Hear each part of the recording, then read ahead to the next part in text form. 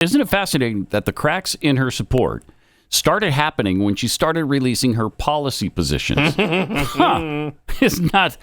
I wonder if that's why you kept your policy positions to yourself.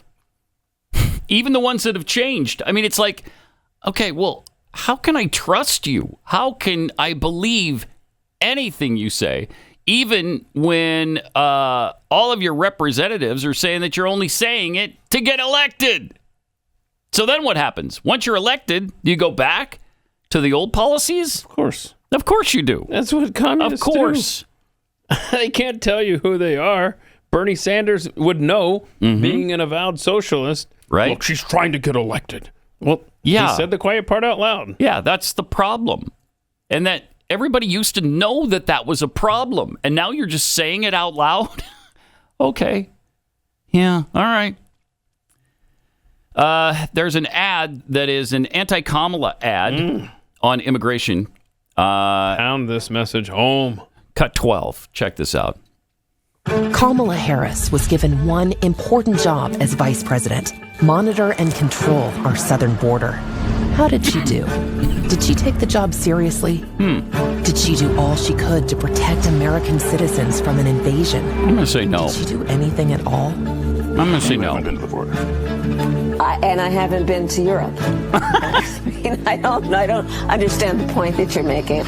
Here's her grim scorecard: murders, rapes, attacks on children, a 12-year-old girl in Texas, a mother of 5 in Maryland, a nursing student in Georgia, all savagely murdered by those Biden and Harris led into our country unlawfully.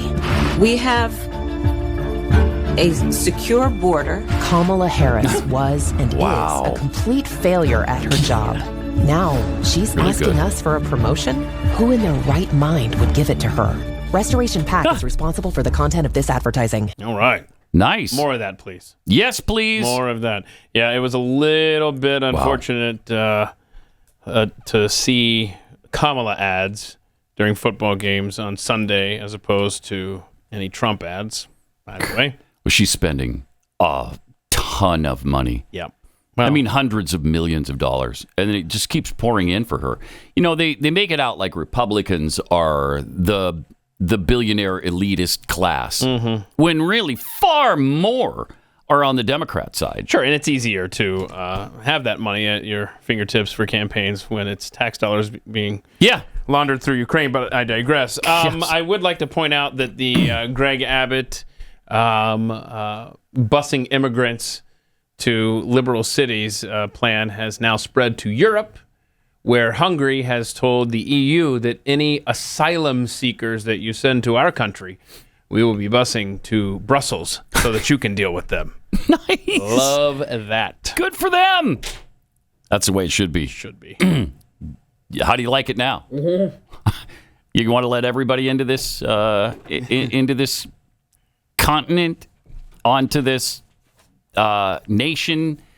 The answer is no, you don't. When you experience the problems for yourself. Now, if somebody else has to deal with it, then it's fine.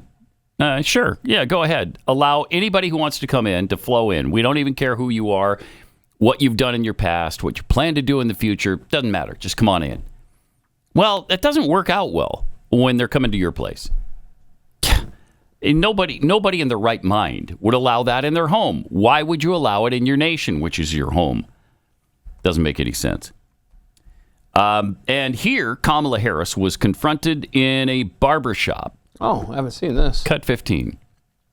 And we're talking about specifically something that happens to black people here in America. So we have to be specifically targeting to help those people.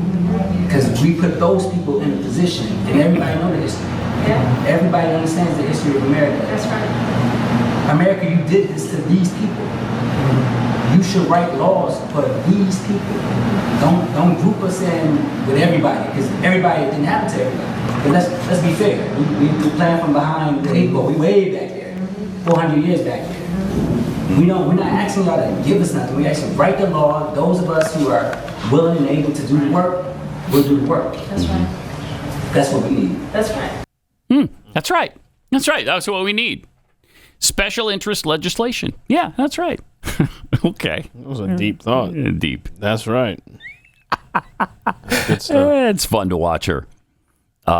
When she has no idea. I don't think she was even paying attention to the guy, just agreeing with everything he said. Yeah, that's right. Yeah. Right. Okay. Right. And here she has no idea what she's saying at all. It could be any clip. Yeah. And will put the Department of Justice of the United States back in the business of justice. We will double the Civil Rights Division and direct law enforcement to counter this extremism. We will hold social media platforms accountable for the hate infiltrating their platforms because they have a responsibility to help fight against this threat to our democracy. Do they? And if you profit off of hate, if you act as a megaphone for misinformation or cyber warfare, if you don't police your platforms, we are going to hold you accountable in what way? As a community. What do you mean? Wait, what? And define threat. Yeah, I would love to know define her hate, definition of threat. Define threats. Define what it is you're talking about, because it's all free speech. Yeah, and don't forget that Department of Justice she's referring to would be headed up by Keith Ellison. God. Let's not forget. Wow. And who decides what's a threat and what's hate and what's free speech? The government. Of course. Because they're always looking out for us, man. And in what way are they going to be held responsible? Are you going to jail them if they allow somebody to say something mean on their platform? This is frightening stuff.